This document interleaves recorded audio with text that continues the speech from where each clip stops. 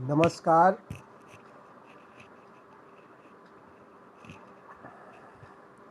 जनवादी लेखक संघ पश्चिम बंगाल के फेसबुक पेज पर आप सभी का हार्दिक स्वागत है।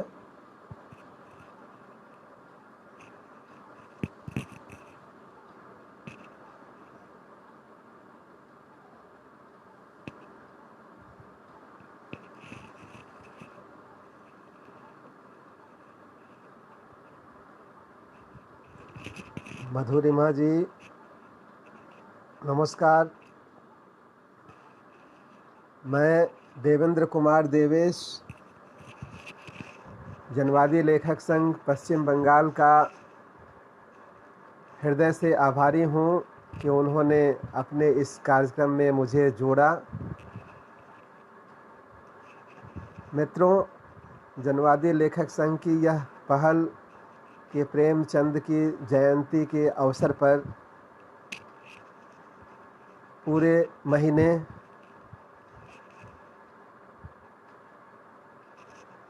प्रत्येक दिन एक कार्यक्रम का आयोजन करने की जो यह पहल हुई, ऑनलाइन कार्यक्रम आयोजन की, यह बहुत ही उत्साहवर्धक है। मधुरिमा जी, मेरी आवाज़ आ रही है तो ठीक से?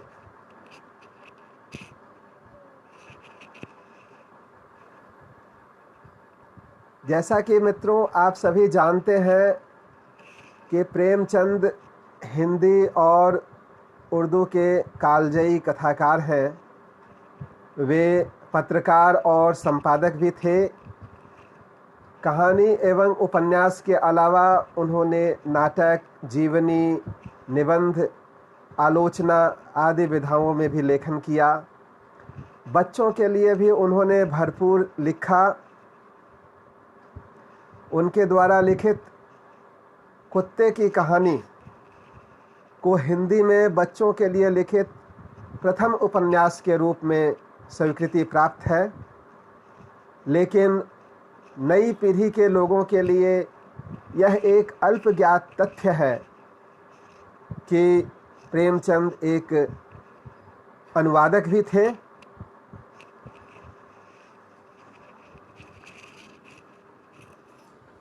उन्होंने उर्दू से हिंदी में अनुवाद का काम किया, साथ ही अंग्रेजी से उर्दू एवं हिंदी में भी अनुवाद का काम किया। उनके अनुवाद कार्यों का एक छोटा सा विवरण मैं देना चाहूँगा आज के मुख्य विषय पर आने से पहले। बेल्जियम के नाट्यकार मॉरिस मेटरलिंक के नाटक साइटलेस का उर्दू अनुवाद प्रेमचंद जी ने सबे तार नाम से 1919 में किया था। इसी तरह अंग्रेजी लेखक जॉर्ज एलियट के उपन्यास साइलस मर्नेर का हिंदी अनुवाद सुखदास के नाम से 1920 में किया था। फ्रांसीसी लेखक अनातोले फ्रांस के उपन्यास थाइस का हिंदी अनुवाद अहंकार शीर्षक से 1920 में किया था, 1923 में किया था। रूसी लेखक टोल्स्टॉय की कहानियों का हिंदी अनुवाद उन्होंने 1923 में किया था, जो बहुत ही ज़्यादा सराहा गया। जॉन्स गॉल्सवर्दी के 3 नाटकों का हिंदी अनुवाद 1930 में, सिल्वर बॉक्स, जस्टिस और स्ट्राइक नामक नाटकों का। बर्नार्ड शॉ के नाटक इन द बिगिनिंग का हिंदी अनुवाद। पंडित रतननाथ सरसार के उर्दू उपन्यास फसाना ए आज़ाद का हिंदी अनुवाद आज़ाद कथा के नाम से। इस तरह से प्रेमचंद ने अनुवाद को बहुत ही महत्व दिया। उन्होंने उनके जो प्रिय लेखक रहे, जिनकी रचनाओं को उन्होंने पसंद किया, उनकी रचनाओं के अनुवाद किए। लेकिन मैं बताऊं कि उस समय जो अनुवाद किए जाते थे, ख़ास तौर पर जो विदेशी भाषाओं से रचनाओं के अनुवाद हुआ करते थे, चाहे वह काव्य का हो या उपन्यास का या कहानियों का, तो एक खास प्रवृत्ति ये चली हुई थी कि रचनाओं का भारतीयकरण किया जाता था। पुस्तक के शीर्षक के नाम के साथ साथ पुस्तक में जिन स्थानों का वर्णन है, जिन पात्रों के नाम हैं या और कुछ इस तरह की स्थितियां हैं, उनका भी भारतीयकरण किया जाता था, भारतीय नाम रखे जाते थे। और प्रेमचंद के जो अनुवाद हैं उसमें भी यह बात हम पाते हैं कि वे भारतीय परिवेश के अनुसार कहानी या उपन्यासों का अनुवाद करते थे। लेकिन बाद में इस स्थिति को लोगों ने समझा कि नहीं, यह उचित नहीं है कि नामों के भारतीयकरण किए जाएं। और इसको मैं कुछ काव्यानुवादों के माध्यम से अपनी बात कहना चाहूँगा कि आप देखें कि light of Asia Edwin Arnold की काव्यकृति का काव्यानुवाद आचार्य रामचंद्र शुक्ल ने किया था 1922 में बुद्ध चरित्र के नाम से। तो यह लाइट ऑफ एशिया तो बुद्ध के जीवन चरित्र पर आधारित थी। तो एक तरह से अंग्रेजी में एडविन आर्नल्ड ने भारतीय स्थानों, नामों आदि को ग्रहण करते हुए ज्यों का त्यों उसे अपनी कविता में ढाला था। तो वहाँ तो उसके भारतीयकरण की ज़रूरत नहीं थी। लेकिन एक मैं उदाहरण दूँ जॉन मिल्टन की कृति कोमस का अंग्रेजी से हिंदी अनुवाद राम नारायण मिश्र ने किया था। तो आप देखें कि उन्होंने खड़ी बोली और ब्रज भाषा मिश्रित रूप में अनुवाद किया था, मिश्रित छंदों में। और उन्होंने पात्रों के नाम बदल दिए थे। जैसे कोमस का नाम कामुक रख दिया, नेपचून का नाम वरुण रख दिया, बेकस का नाम द्विनासी रख दिया, टस्कन का नाम तुस्कन रख दिया। इस तरह से उन्होंने नामों के परिवर्तन किया और इस तरह की। लेकिन वहीं आप देखें कि श्रीधर पाठक जी ने लॉन्गफेलो की किताब एवेंजलाइन का अनुवाद किया एकांतवासी योगी के नाम से। लेकिन उन्होंने ज्यों के त्यों सारी चीज़ों के नाम रखे। अकेडिया का नाम अकेडिया, मिनास का नाम, गांव का नाम था ग्रांड पे, उसका नाम ज्यों का त्यों रखा। तो इस तरह की स्थितियां रही। यह तो जो महाकाव्य जैसी चीज़ें थी उनके अनुवाद की बात है, जिनमें एक कथा तत्व था। लेकिन जहाँ तक दूसरी तरह की कविताओं के अनुवाद की बात है, तो अनुवाद काफ़ी होते रहे हैं और लगातार किए जाते रहे हैं। लेकिन शुरू से ही आप देखें तो एक कथन बहुत प्रसिद्ध है वाल्टेयर का कि कविता का अनुवाद असंभव है। और कविता का अनुवाद क्यों असंभव माना गया है, इसको लेकर के तरह तरह की धारणाएं हैं। और उसमें आप देखें कि जो पुराने समय की जो कविताएं लिखी जाती थी, जो पुराने लोग हैं कविता लिखने वाले लोग, तो वे लोग जो एक छंद है, कविता का एक उपकरण, छंद को वो अनिवार्य उपकरण के तौर पर लेते थे कि बिना छंद के कविता नहीं हो सकती। और इस नाते जो भी कविताओं के अनुवाद होते थे उसको कोशिश करते थे पुराने लोग कि किसी न किसी छंद में उसका अनुवाद किया जाए, और या फिर वह कविता जिस छंद में लिखी गई है उसी छंद में अनुवाद हो। तो निश्चित रूप से यह एक कठिन काम तो होता ही था। लेकिन केवल छंद की बात हम रहने दें। अब जबकि बहुत से ऐसे लोग हैं जो कि छंद को सिर्फ एक वैकल्पिक उपकरण मानते हैं, बहुत ज़रूरी नहीं मानते, अनिवार्य उपकरण नहीं मानते। या फिर कवियों की एक ऐसी पीढ़ी भी है जो छंद को बेकार मानती है, वो कहती है कि नहीं, छंद में कविता लिखने से जो है कविता की आत्मा जो है, जो हम कहना चाहते हैं, जो भाव पक्ष है, वो कमज़ोर हो जाता है। तो यह जो भाव पक्ष और कला पक्ष, ये जो दो चीज़ें हैं कविता की, उसका समुचित निर्वाह अनुवाद में कैसे किया जाए, किस प्रकार वो संभव हो, यह सचमुच में जो कवि हैं जब वो अनुवाद करते हैं तो इस चीज़ को वो समझ पाते हैं कि कितना मुश्किल होता है किसी स्रोत भाषा से, किसी मूल भाषा से उस कवि की अनुभूतियों को संपूर्ण रूप से किसी दूसरी भाषा में ले आना। कविता का अनुवाद करते हुए सबसे पहले तो कविता का जो कथ्य है, कविता के जो भाषिक प्रयोग हैं, जिस तरह से शब्दों के प्रयोग हैं, जिस तरह से वाक्य रचनाओं के प्रयोग हैं, उन सारी चीज़ों को किस तरह से हम अनुवाद में ज्यों का त्यों ला सकें, या फिर ऐसा हो कि हम उस भाव को इस रूप में रखें कि कवि की केवल कविता ही नहीं, कवि का कवित्व भी जो है उसमें झलके। तो यह प्रायः कठिन होता है, और इसीलिए आप देखें कि इस तरह की उक्ति भी कही गई है कि कविता का अर्थ नहीं लगाया जा सकता। किसी कविता का पर्याय अथवा अर्थ केवल और केवल वही कविता हो सकती है, उसका कोई विकल्प नहीं हो सकता।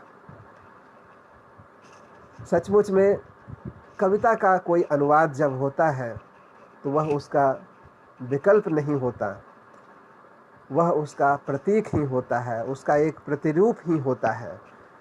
और मैंने तो रविन्द्रनाथ ठाकुर की कविताओं के अनुवाद पर काम किया है, तो रविन्द्रनाथ के विचारों को मैंने देखा। रविन्द्रनाथ ने कहा कि कविता का अनुवाद संभव नहीं है, कम से कम छंद में तो बिल्कुल संभव नहीं है, और इसलिए उन्होंने अपने गीतों का अनुवाद गद्य में किया। उन्होंने जो खुद अनुवाद किए अंग्रेजी में, तो उन्होंने गद्यानुवाद किया, और वे ये मानते थे कि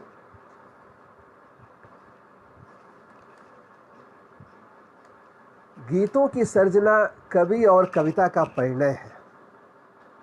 कवि जब स्वयं ही अपने गीतों का अनुवाद करता है तो वह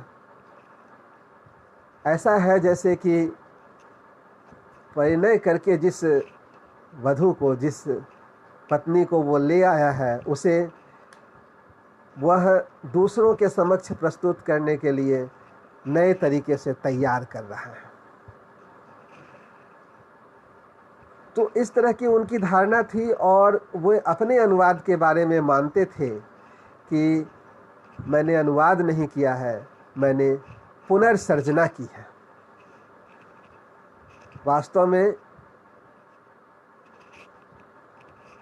कविता का अनुवाद जिस तरह से किए जाते रहे, पहले खुद वो अपनी कविता के अनुवाद के पक्ष में नहीं थे। हालांकि एक कविता का एक दो कविताओं का अनुवाद उन्होंने 1891 में ही शुरू किया था, लेकिन बाद में वे इसके लिए प्रस्तुत इसलिए हुए कि उन्होंने देखा कि कुछ दूसरे कवियों ने, जो उनके दूसरे अनुवादकों ने जो उनकी कविताओं के अनुवाद किए, वे बिल्कुल ही अच्छे नहीं थे। उन्होंने कहा कि वे अच्छे अनुवाद नहीं हैं, और मैं खुद इनका अनुवाद करूंगा ताकि मेरी कविता से बाहर के लोग, पश्चिमी दुनिया के लोग परिचित हो सकें।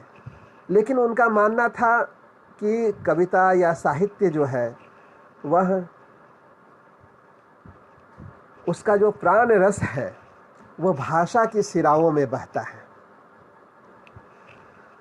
और यदि एक भाषा की सिरा में बहने वाले प्राण रस को हम दूसरी भाषा रूपी सिराओं में ले जाएं, तो मूल सृजनात्मक कृति की जीवन धारा रुक जाएगी।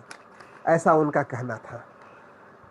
उनका मानना था कि अनुवाद में विषय वस्तु अपनी जीवंतता खो देती है, निष्प्राण हो जाती है।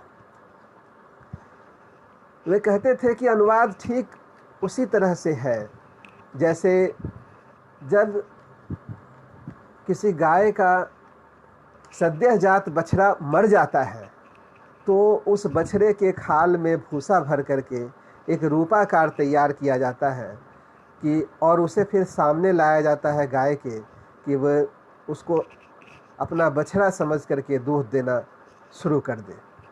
तो उनका मानना था कि अनुवाद एक मृत बछड़े का रूपाकार है जो ठगता है, मनोहर नहीं होता। और जो सबसे बड़ा कथन उनका कि अनुवाद कर्म मूल की सत्ता के खिलाफ राजद्रोह है। उनका कहना था कि अनुवाद जब होता है तो ऐसा लगता है कि शैतान रूपी अनुवादक पूंछ विहीन बंदर को अपने विजातीय मुहावरों के सांचे में आदमी बनाने का प्रयत्न कर रहा है। तो खैर, जिस भी तरह की धारणाएं हों, लेकिन अनुवाद की ज़रूरत तो बनी रहेगी हमेशा, क्योंकि दूसरी भाषाओं में क्या लिखा जा रहा है, दूसरी भाषाओं में जो रचनाएं हो रही हैं, उन रचनाओं में उस समाज की, उस भाषा क्षेत्र की जो सांस्कृतिक एकता है या दूसरे अनुभव हैं, उनको जानने का मन तो सबका रहता ही है। और इसलिए अनुवाद की ज़रूरत हमेशा बनी रहेगी। लेकिन जो एक धारणा रही है पहले आप देखें कि पुरानी कृतियों में, पुरानी पुस्तकों में, आज से 100 साल पहले की पुस्तकों में आप देखेंगे कि अनुवादकों का नाम प्रमुखता से प्रकाशित नहीं होता था। अनुवाद दोयम दर्जे की चीज़ मानी जाती रही और इसलिए अनुवादक हतोत्साहित भी हुए। बहुत सारी कृतियों में आप देखेंगे, ख़ास तौर पर यदि आप देखें कि कुछ पंजाबी के लेखकों की कृतियों में, तो उसमें आप अनुवादक का नाम ही नहीं पाएंगे। उस पुस्तक की प्रस्तुति, उस पुस्तक का प्रकाशन कुछ इस तरह से हुआ रहता है जैसे वह मूल हिंदी में ही लिखी गई पुस्तक है। तो इस तरह की जो बेईमानियां होती रही अनुवादकों के साथ और अनुवादकों के काम को कम करके जो आंका जाता रहा, उससे अच्छे अनुवादकों की कमी तो होती रही। लेकिन अच्छे अनुवादकों की ज़रूरत हमेशा के लिए बनी रहेगी। और जो अब की जो स्थितियां हैं, पिछले कुछ समय से जब कुछ महत्वपूर्ण संस्थानों ने, जिसमें मैं नाम लेना चाहूँगा साहित्य अकादमी, नेशनल बुक ट्रस्ट, प्रकाशन विभाग या कुछ और जो निजी प्रकाशक भी हैं, उन्होंने जब अनुवादकों के नाम महत्व के साथ अपनी पुस्तकों पर देने शुरू कर दिए हैं, उन्हें उचित पारिश्रमिक देना शुरू कर दिया है, उनका समुचित परिचय पुस्तक के प्रच्छद पर देना शुरू कर दिया है, तो अब स्थितियां बदल रही हैं धीरे धीरे। तो काव्यानुवाद की समस्याओं पर मैं बात कर रहा था कि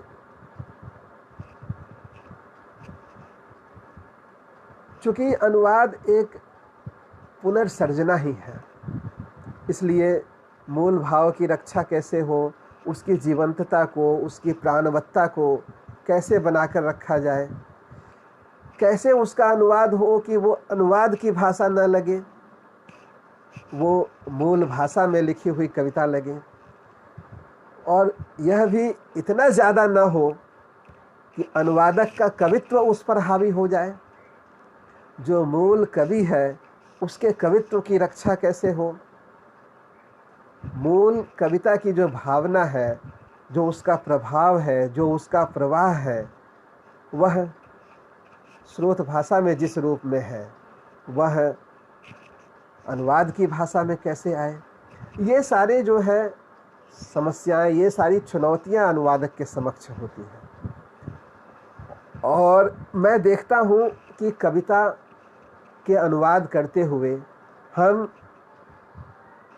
कविता की अर्थान्विति की रक्षा कैसे करें, उसकी जो शब्द संपदा है उसकी रक्षा कैसे करें, उसका जो भाषिक सौंदर्य है मूल का उसकी रक्षा कैसे करें, उसके जो शब्द वैशिष्ट्य हैं उसको ज्यों का त्यों या उस तरह के वैशिष्ट्य को हम अनुवाद की रूप में कैसे लाएं, इस तरह की चुनौतियां अनुवादक के समक्ष आती हैं। और इस तरह की चुनौतियों का सामना एक अनुवादक यदि वो कवि भी है तो बहुत ही बेहतर तरीके से कर पाता है। लेकिन अनुवाद के जिस एक पहलू की ओर मेरा ध्यान जाता है कि कविता का अनुवाद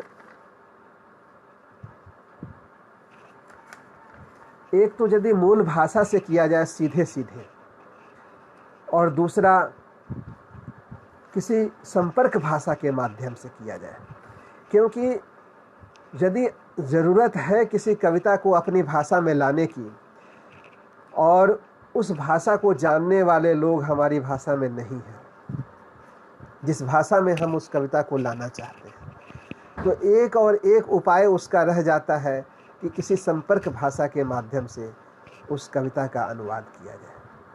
आप देखें कि रविन्द्रनाथ ठाकुर की ही जो गीतांजलि है, तो गीतांजलि का उन्होंने बांग्ला से अंग्रेजी में गद्यानुवाद किया और उस गद्यानुवाद से देश विदेश की सैकड़ों भाषाओं में उसके अनुवाद हुए। अनुवाद करने वालों ने गद्य अनुवाद भी किए और उस गद्य के आधार पर अपनी अपनी भाषा के छंद लय में कविता के शिल्प में भी बांधने की कोशिश लोगों ने की।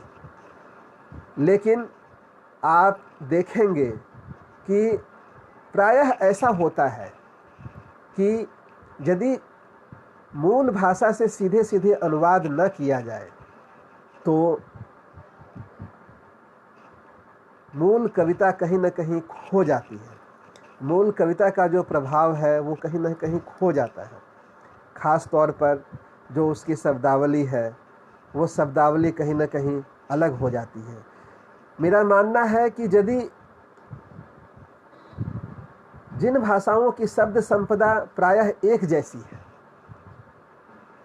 एक तरह की शब्द संपदा रखने वाली भाषाओं के अनुवाद सीधे सीधे मूल भाषा से कविताओं के अनुवाद किया जाना ज़्यादा श्रेयस्कर है, अपेक्षा इसके कि हम किसी ऐसी भाषा से को संपर्क भाषा के रूप में अपनाएं जो भिन्न तरह की शब्दावली रखती है। भारतीय भाषाओं की कविता का अनुवाद करते हुए मैंने यह देखा कि यदि सीधे सीधे मूल भाषा से अनुवाद नहीं किया जा रहा है तो अंग्रेजी से अनुवाद किया जा रहा है, और अंग्रेजी से अनुवाद करते हुए मूल कविता का जो भाषिक सौंदर्य है, जो शब्द संपदा है, वो खो जाती है और वही प्रभाव हमारे सामने नहीं आ पाता है। मैं एक उदाहरण रखना चाहूँगा इसके लिए। आप देखें कि गुजराती के एक प्रतिष्ठित कवि हैं सितांशु यशश्चंद्र जी। सितांशु यशश्चंद्र जी ने बामयान बुद्ध पर एक कविता लिखी कि मूर्ति न होत ने होत जो वे जाते, तोए एमच उबा होत पद्म लोचन, शांत मुख लहरातो आंचल, स्मित मंडित होठ, वरद हस्त, निर्भय मनुष्य। उनकी यह छोटी सी कविता, और आप देखें कि इस कविता का अनुवाद हिंदी की प्रतिष्ठित कवियत्री गगन गिल जी ने किया, और इसके लिए उन्होंने संपर्क भाषा का सहारा लिया, अंग्रेजी का। यद्यपि अंग्रेजी अनुवाद कवि के द्वारा स्वयं किया हुआ था, तथापि आप देखें कि मूल भाषा की जो कविता आपने सुनी और अब मैं आपको अनुवाद सुनाता हूँ, आप देखेंगे कि किस तरह से मूल कविता के सौंदर्य को अनुवाद में आप नहीं पाएंगे। अनुदित कविता है। मूर्ति न होते होते वे वहाँ खुद, कमल जैसी आँखें, मुख पर शांति, झीना चीवर फड़फड़ाता गर्म हवाओं में, एक स्मित होठों पर उठा हुआ हाथ, केवल निर्भय को वर देने। अब आप देखें कि संपर्क भाषा का सहारा लेने के कारण यह ऐसा हुआ कि गुजराती की जो कविता थी वहाँ से जिस शब्दावली को ज्यों का त्यों रखा जा सकता था हिंदी अनुवाद में, वह रखना संभव नहीं हुआ। और जो मूल कविता का जो कवित्व है वो कहीं ना कहीं खो गया।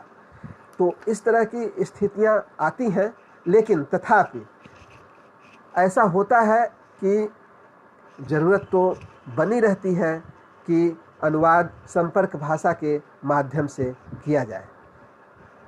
जैसे स्पेन के एक कवि हैं,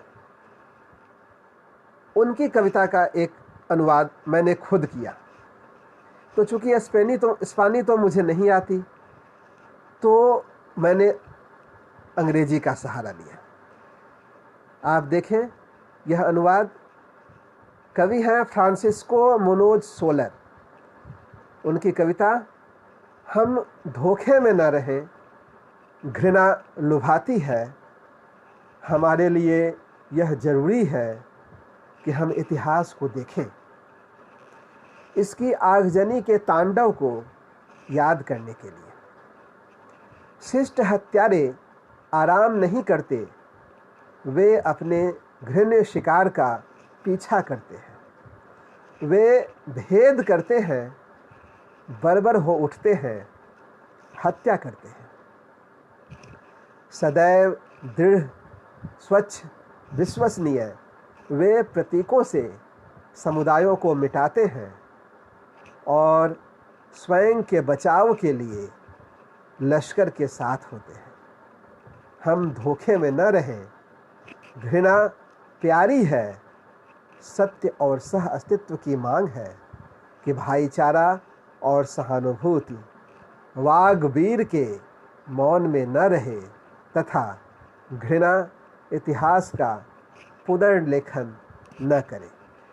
तो कभी कभी कविता की मांग होती है कि उसका अनुवाद किया जाए, और यदि हम मूल भाषा नहीं जान रहे हैं, किसी संपर्क भाषा के माध्यम से वह कविता हम तक पहुंच रही है, तो उसका अनुवाद ज़रूर किया जाना चाहिए और वहाँ संपर्क भाषा अपनाए जाने में कोई गुरेज नहीं किया जाना चाहिए। यद्यपि यह भी ज़रूरी है कि अधिक से अधिक हम यह सोचें कि मूल भाषा से सीधे अनुवाद कैसे हो पाए। मित्रों, एक और कविता मैं आपको सुनाना चाहूँगा जो मलयालम के प्रतिष्ठित कवि प्रोफेसर के सच्चिदानंद की कविता है, के सच्चिदानंदन जी की। इस कविता का अनुवाद भी मैंने अंग्रेजी माध्यम से किया। यह अंग्रेजी अनुवाद कवि ने स्वयं किया था। कविता का शीर्षक है बर्बर। हम निश्चित थे कि वे आएंगे। हमने एक एक कर उनकी मूर्तियां तोड़ी जो संभवतः उनके खिलाफ खड़े थे। हमने राजधानी में उनके स्वागत के लिए प्रतीक्षा की, बच्चों के खून से भरा कटोरा लेकर।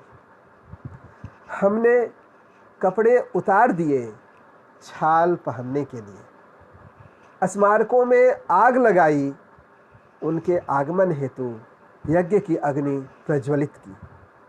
राजकीय गलियों के नाम बदले इस डर से कि कहीं हमारे पुस्तकालय उन्हें कुपित न कर दें। हमने उन्हें धराशायी कर दिया, केवल जीवित रहने के लिए काले जादू के मंत्रों से उत्कीर्ण तालपत्र लेकर। लेकिन हम यह भी नहीं जान पाए कि वे कब आ गए, क्योंकि वे सामने आए, हमारी ही मूर्तियों को माथा लगाए, हमारे ही झंडे को सलाम करते, हमारे ही पहनावे में हमारा संविधान हाथ में लिए, हमारा ही नारा उच्चारते, हमारी बोली में बतियाते, पवित्रता पूर्वक स्पर्श करते हुए राज्यसभा की सीढ़ियों को जब उन्होंने हमारे कुओं को विषाक्त करना शुरू किया, हमारे बच्चों को अपना आहार बनाया तथा चिंतन का आरोप लगाकर लोगों को गोलियां दागी, केवल तभी हम यह समझ पाए कि वे हमारे साथ हैं, हम सबके बीच। अब हम कनखियों से एक दूसरे को देखते हैं और विस्मय से पूछते हैं, क्या तुम बर्बर हो? क्या तुम ही हो? कोई उत्तर नहीं मिलता। हम केवल फैलती हुई आग को देखते हैं, हमारे भविष्य को धुएं से भरते हुए तथा हमारी भाषा को मौत की भाषा में बदलते हुए। अब हम प्रतीक्षा करते हैं सिटी स्क्वायर पर हमारे तारनहार की, मानो वह कोई दूसरा है।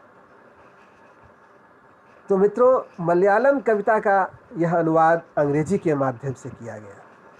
तो आप देखें कि एक भाषा की अभिव्यक्ति को यदि हम संपर्क भाषा के रूप में प्राप्त करते हैं और हमें लगता है कि इस रचना को, इस कविता को हमारी अपनी भाषा में होना चाहिए, हमारी भाषा बोलने वाले लोगों तक इसे पहुंचना चाहिए, तो हम उसे संपर्क भाषा के माध्यम से भी अनुदित करें तो उसमें कोई दिक्कत वाली बात नहीं है।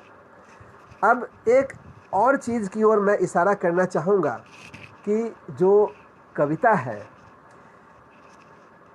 कविता के जो अनुवाद होते हैं, वे अनुवाद जिस नई भाषा में किए जाते हैं, वो नई भाषा जो आज की भाषा होती है, आज के परिवेश की भाषा होती है। कवि या कोई भी अनुवादक कवि जब कविता लिखता है तो वो अपने समय की भाषा में, अपने समय के मुहावरे में कविता लिखता है, और जब उसका अनुवाद किया जाता है तो अनुवादक यह कोशिश करता है कि कवि के समय, परिवेश और स्थान को ध्यान में रख करके उसके कविता को, उसकी रचना को अपने अनुवाद में ढाले।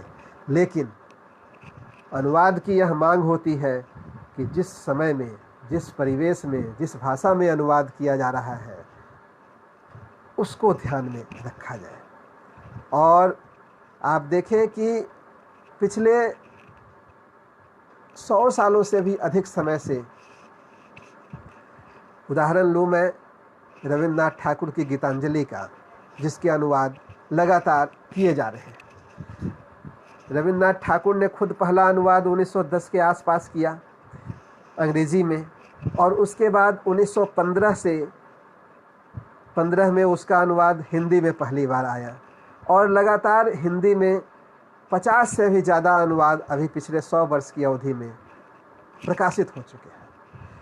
मैं गीतांजलि के एक गीत के कुछ पंक्तियों को रखते हुए मैं आपका ध्यान इस ओर आकृष्ट करना चाहूँगा कि आप देखें कि अलग अलग समय में अनुवादक उसी भाव को, उसी कविता को किस तरह से अलग अलग भाषा में ढालता है, उसका अनुवाद किस तरह से भिन्न होता है।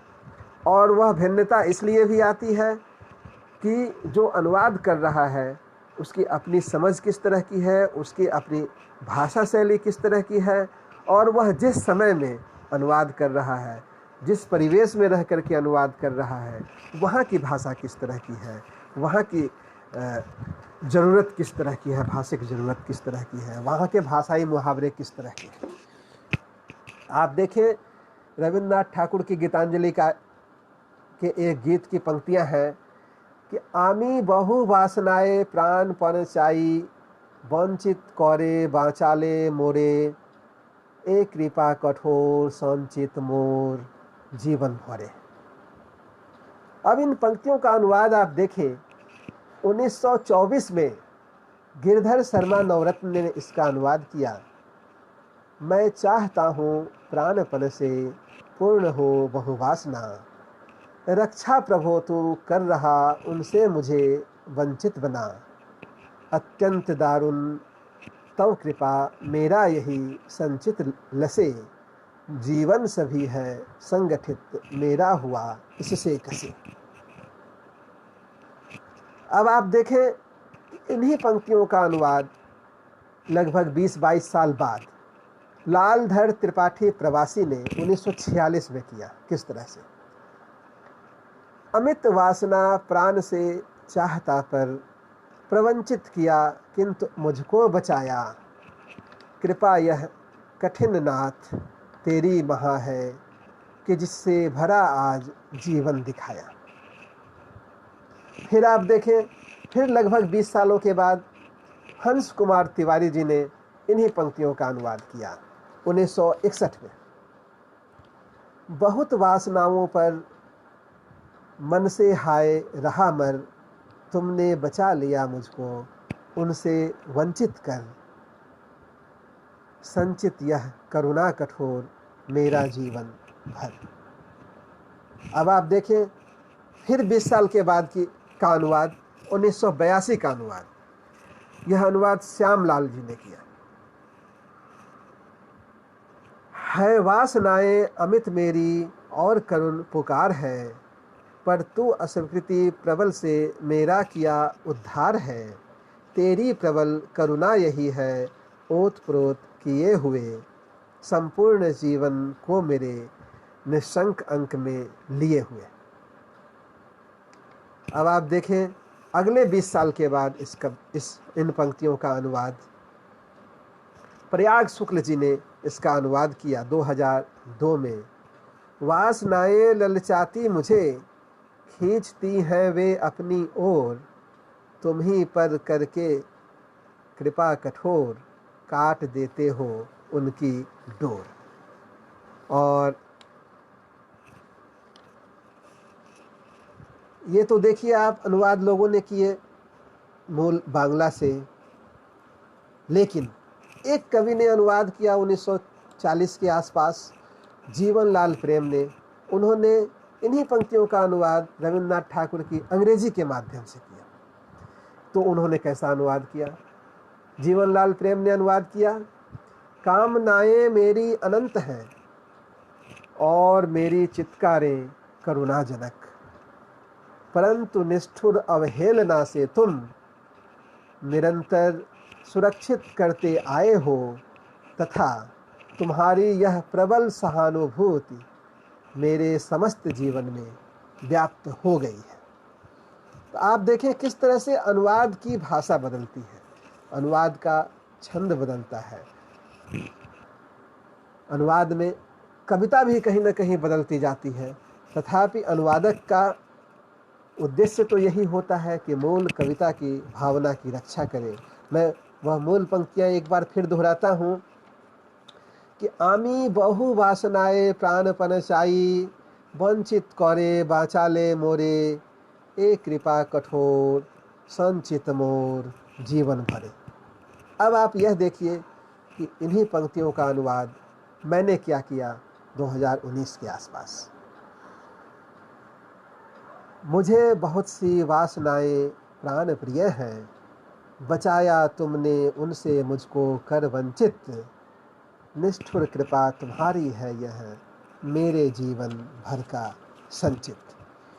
तो इस तरह से अनुवाद लगातार कविताओं के किए जाते रहेंगे और अनुवाद की ज़रूरत बनी रहेगी। हर कविता के अनुवाद की अपनी अलग तरह की चुनौतियाँ होती हैं। कहीं भाषा की चुनौती होती है, कविता के जो व्यंजना है, कविता की जो लक्षणा है, उसको पकड़ पाने की चुनौती होती है, अथवा उसको नहीं पकड़ पाने की चुनौती होती है। तो इस तरह की चुनौतियों का सामना करते हुए अनुवादक कविताओं के अनुवाद के लिए प्रवृत्त होते हैं और कोशिश करते हैं कि अच्छा से अच्छा अनुवाद वे आपको दे पाएँ। मैं 3 और कविताएं आप लोगों को अनुवाद में सुनाना चाहूँगा, जिनका अनुवाद मैंने स्वयं किया है। एक कविता नेपाली भाषा से। नेपाली बहुत ही समृद्ध भाषा है। साहित्य के दृष्टि से यदि आप देखें तो उनकी कविता जो है वो विश्व स्तरीय कविता के रूप में देखी जा सकती है। और भारत में नेपाली भाषियों की संख्या बहुत ही ज़्यादा है। आप देखें कि सिक्किम में, बंगाल में, असम में, मेघालय में, मणिपुर में, उत्तराखंड में, हिमाचल प्रदेश में बड़ी संख्या में नेपाली भाषी समुदाय निवास करते हैं और बहुत ही अच्छा साहित्य वहाँ रचा जा रहा है। नेपाली के एक प्रतिष्ठित कवि हैं मन प्रसाद सुब्बा जी, जिन्हें साहित्य अकादमी का पुरस्कार भी प्राप्त है। उनकी कविता है हमरो जीभ। इसका हिंदी अनुवाद मेरी जीभ। यह जो मेरी जीभ है ना, मेरी अपनी जीभ है। यह जो मेरी जीभ है ना, मेरी अपनी जीभ है। इसे अपनी जीभ का आकार देने का दुस्साहस मत करो। इस जीभ की जड़ें मेरे हृदय की गहराई में है, जिसे तुम कभी पा नहीं सकते। हृदय की धड़कन मेरी जीभ में तरंगित हो रही है, तुम इसे कभी महसूस नहीं कर सकते। मेरी जीभ की संवेदनशीलता में जो स्वाद सुगबुगाते हैं, उन स्वादों के अर्थ की जितनी भी व्याख्या की जाए, तुम नहीं समझ सकते। मेरी जीभ की कोशिकाओं के बीच गुंदुक के उलझे रेशों का संजाल बसा है। अपनी प्रयोगशाला में कितनी भी कोशिशों के बावजूद तुम उसे अलग नहीं कर सकते। अपनी जीभ के इलिस माछ का स्वाद तुम मेरी जीभ में बसाना चाहते हो, लेकिन पहले मेरी जीभ में बसे किनामा के स्वाद को तो चखो, कैसा लगता है। मेरे गुंदुक की तरी में तुम चीनी घोलने का दुस्साहस मत करो। दूर हटाओ तुम अपनी मिष्टी दोई। यहाँ मेरी माँ द्वारा रात का बनाया हुआ दही स्वादिष्ट है। अरवा चावल को पीसकर मेरी बहन की बनाई सेल रोटी को चूर कर टुकड़े करने वाले तुम कौन हो। तुम खाओ अपना पांता भात, मैं अपना भुना हुआ भात खाऊंगा। मेरी जीभ में जबरदस्ती अपना मुरीघंटो परोसने का दुस्साहस मत करो। मुझे मेरा पकुआ प्यारा है, जिसका स्वाद वनवासी राम लक्ष्मण से पूछ लेना। मेरी इस जीभ की जो बुनावट है ना, उसकी शिल्पी मेरी माँ है। उनकी धड़कन में ही एक एक पल उठाकर जोड़ते हैं इस जीभ को। अपने उच्चारण की अनगिनत लचकों पर नाचने योग्य बनाया है। और मुंह के भीतर मंच पर मेरी जीभ जैसे नाचती है, उस प्रकार और कोई नाच नहीं सकता। मेरे मुख की गुफा में यह जीभ नामक ओझा जिस लय में मंत्र और फखरा बोलता है, वैसा उच्चारण कोई और नहीं कर सकता। मैंने पहले भी कहा है, मेरी जीभ ही मेरे गांव का मानचित्र है। इस मानचित्र को तुम उपनिवेश बनाने का दुस्साहस मत करो। इस मानचित्र का मान रखने के लिए मैं कुछ भी करने को तैयार हूँ, हाराकिरी भी। तो यह बहुत ही प्रभावी रचना, जो नेपाली भाषी समुदाय को दूसरी भाषा समुदायों के द्वारा जो एक दमन झेलने वाली स्थिति आ गई थी, उसको ध्यान में रख करके मन प्रसाद सुब्बा जी ने नेपाली भाषियों के मन की अभिव्यक्ति को स्वर दिया है, उसको अभिव्यक्त करने वाली यह कविता। और एक कविता मैं सुनाना चाह रहा हूँ। बांग्ला के प्रतिष्ठित कवि सुबोध सरकार जी, उनकी कविता खलासी टोला में वे तीन। Jesus Christ, Gautam Buddha, Karl Marx, तीनों ही एक लड़की के लिए थे उद्वेलित। लड़की का नाम लक्ष्मी। लक्ष्मी जिस घर में धोती थी कपड़े, आ गई है उस घर में वॉशिंग मशीन। क्या होगा? जीसस ने कहा, उस लड़की को रास्ता मैं दिखाऊंगा, क्योंकि दिशाहारा को मैं देता हूं दिशा। गौतम बुद्ध ने कहा, अरे रखिए अपना फंडा, लड़की खाएगी क्या इसका ठिकाना नहीं, और आप फैखरा पढ़ रहे हैं। कार्ल मार्क्स ने कहा, गौतम सर, आपकी भाषा इतनी खराब कैसे? मैं जानता हूं सोवियत संघ के विघटन से लक्ष्मी की दशा और भी खराब होगी। कोटि कोटि लक्ष्मियों को भिखारी बना देगा यह वैश्वीकरण।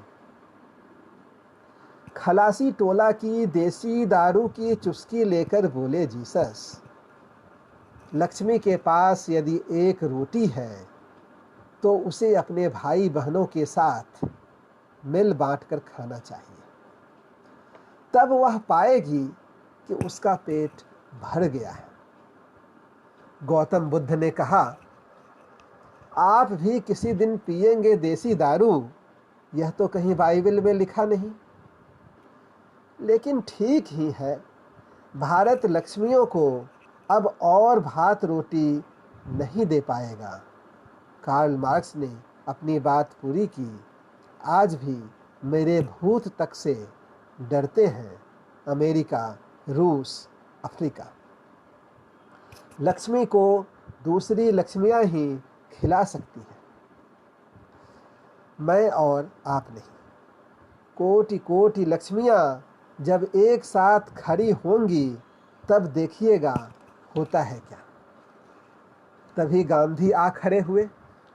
अरे यह क्या, आप तीनों योद्धा यहाँ क्या कर रहे हैं?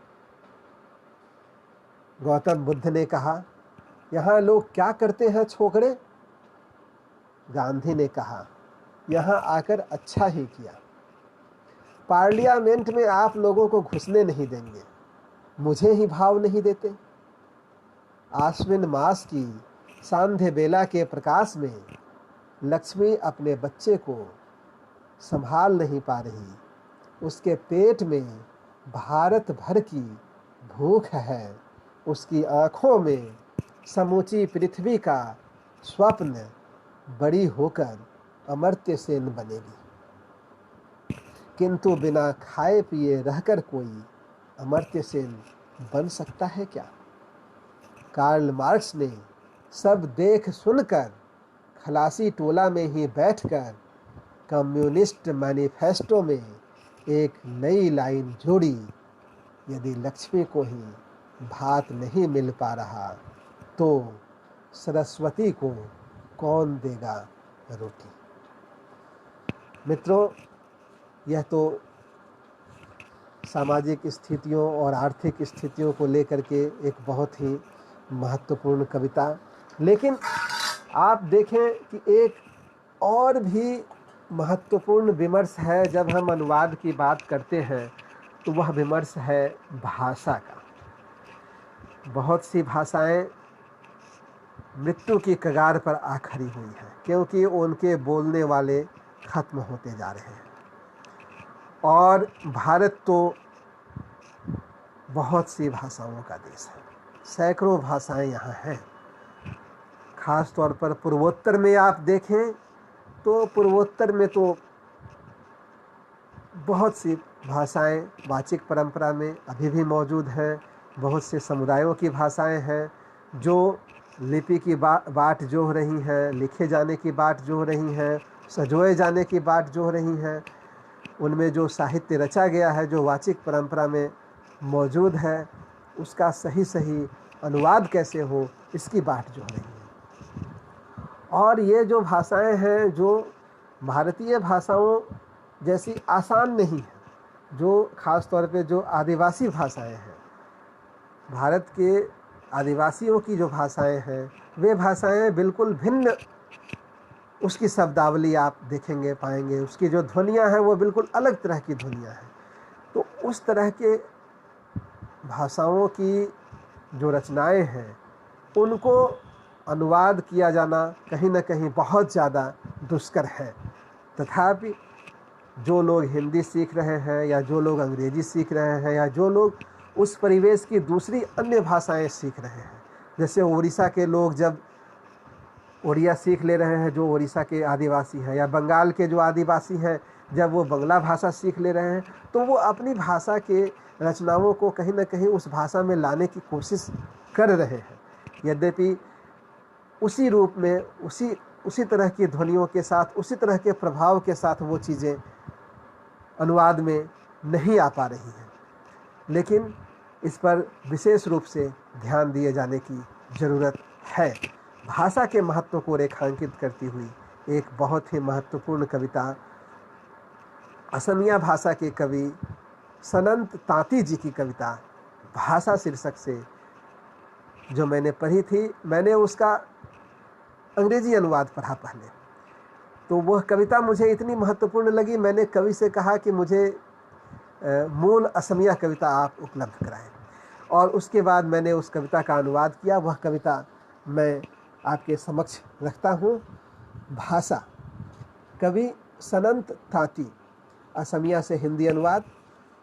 भाषा जो मेरे पिता ने मुझे दी, मैंने अपनी माता के गर्भ में उसे संजोया, और जो भाषा मेरी माता से मुझे मिली, मैंने पृथ्वी के गर्भ में उसे संचित किया। इसलिए शरीर विज्ञानियों ने घोषित किया कि मेरी तो कोई भाषा ही नहीं। माननीय भाषा परिषद, तथा मेरा परिचय एक मनुष्य की तरह दो, मनुष्य से मेरा परिचय मनुष्य के रूप में कराओ। उदाहरण के लिए सनंत, कुल नाम तांती, जाति मानव, रंग अश्वेत, जन्म स्थान पृथ्वी, ताकि मेरी माता और पिता यह समझ सके कि मैं केवल उनकी ही संतान नहीं, क्योंकि मेरे पिता का कोई अपना नाम नहीं और मेरी माता का भी अपना कोई नाम नहीं। मेरे पिता का नाम है पृथ्वी, मेरी माता का नाम है पृथ्वी, और मेरा नाम है सनंत, चाय बागान का एक अश्वेत पुत्र सनंत। माननीय भाषा परिषद, मेरा परिचय एक मनुष्य के रूप में कराओ। उदाहरण के लिए सनंत तांती, निवास सौजन्य, रुचिबोध और स्वाधीनता के भीतर, चरित्र मनुष्य, आकांक्षा पूंजीवाद से समाजवाद की स्थापना के लिए, जाग उठे हवा, हवा मनुष्य के भीतर, हवा मनुष्य के हृदय में। भाषा जो मेरे पिता ने मुझे दी, मैंने अपनी माता के गर्भ में उसे संजोया, और जो भाषा मेरी माता से मुझे मिली, मैंने पृथ्वी के गर्भ में उसे संचित किया। इसलिए मेरी भाषा के लिए भाषा वैज्ञानिकों ने आपातकालीन बैठक बुलाकर प्रतिवाद किया। इसलिए शरीर विज्ञानियों ने घोषित किया कि मेरी तो कोई भाषा ही नहीं। माननीय भाषा परिषद, तथापि मेरा परिचय एक मनुष्य की तरह दो, मनुष्य से मेरा परिचय एक मनुष्य के रूप में कराओ। तो भाषा के सवाल को सामने रखते हुए मनुष्यता के सवाल को किस तरह से कवि ने उपस्थित किया है, आपने देखा कि हम बहुत सी ऐसी भाषाएं हैं जिनको महत्वहीन मानते हैं। यह जरूरी नहीं समझते कि उस भाषा में जो लिखा जा रहा है, पढ़ा जा रहा है, जो रचा जा रहा है, उसको समझने की भी कोशिश करें, उसे जानने की भी कोशिश करें, उसे तरजीह दें। तो और साथ साथ मनुष्यता के प्रश्न को भी उन्होंने सामने किया कि आप केवल भाषा को नहीं नकार रहे हैं, उस भाषा के साथ जो पूरी संस्कृति है, जो पूरी एक मनुष्यता की जो एक परंपरा चली आई है, उसको आप नकार रहे हैं। और अंत में इतनी अनुदित कविताओं के बाद अंत में एक कविता, मौलिक कविता, मैं अपनी एक मौलिक कविता आप लोगों के समक्ष रखना चाहता हूँ। शीर्षक है मेरा नाम। एक बार ऐसे ही मेरे मन में आया कि कोई एक ऐसी कविता हो जो गैप से शुरू हो, एक ब्लैंक से शुरू हो, किसी शब्द से उस कविता को हम न शुरू करें। तो यह कविता उसी तरह से शुरू की गई है। इसका पहला अक्षर, पहला जो शब्द है वो खाली स्थान है, वहाँ एक लाइन बनी हुई है, और उसके बाद यह शुरू हो रही है एक कारक चिन्ह से, ब्लैंक। उसके बाद है से पता चलता मेरा नाम। अब वह क्या चीज़ है, वो जो वहाँ जो करता है, वो नाउन जो है वो दृश्य में नहीं है, उसकी जानकारी मुझे नहीं है। ब्लैंक स्थान है, खाली स्थान। से पता चलता मेरा नाम, कि क्या कहते हैं उसे? आश्चर्य है, कैसे भूल गया मैं अपना नाम, और उसे भी जिससे पता चलता मेरा नाम। घबरा कर आस पास से गुजरते कई परिचित अपरिचित निकटस्थ जैसे लोगों से पूछ चुका मैं अपना नाम। घबरा कर आस पास से गुजरते कई परिचित अपरिचित निकटस्थ जैसे लोगों से पूछ चुका मैं अपना नाम, मगर किसी ने कुछ नहीं कहा। सब पता नहीं कहाँ की हड़बड़ी में थे। मैं पागल सा हो उठा। हेलो मिस्टर राम, रहीम, जैकब और बलवंत, सबके कानों में मानो रुई ठुसी थी। मैं चिल्ला उठा, hello mister honourable prime minister, और फिर कहकर हे ईश्वर बैठ गया वहीं फुटपाथ पर। पता नहीं कब मेरी आंखें उनिंदी हो आईं और मैंने अपने आप को एक उपवन में पाया। मेरे हृदय के तार जुड़ गए अनायास हरी भरी प्रकृति से।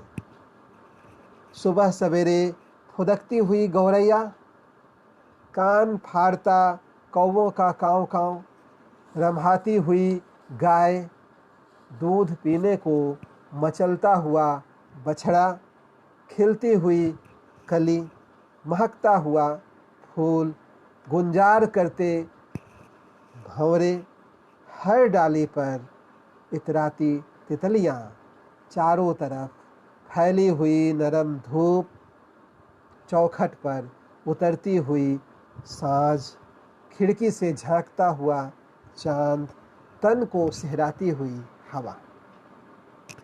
कहा मैंने सबसे, आखिर कौन बता सकता है मुझे मेरा नाम। कहा मैंने सबसे, पूछा मैंने सबसे, आखिर कौन बता सकता है मुझे मेरा नाम। कहा सबने एक स्वर में, जहाँ मन की नज़दीकियाँ हों, जहाँ हृदय से जुड़े हों रिश्तों के तार, वहाँ बिल्कुल ज़रूरी नहीं जानना एक दूसरे का नाम। तो मित्रों, इस कविता के साथ ही आज की इस चर्चा और कविता पाठ के कार्यक्रम को विराम देता हूँ। उम्मीद है कि आप सबों को यह विमर्श पसंद आया होगा, और कविताओं के अनुवाद भी और मेरी मौलिक कविता भी। नमस्कार, धन्यवाद। आपकी प्रतिक्रियाओं का स्वागत रहेगा।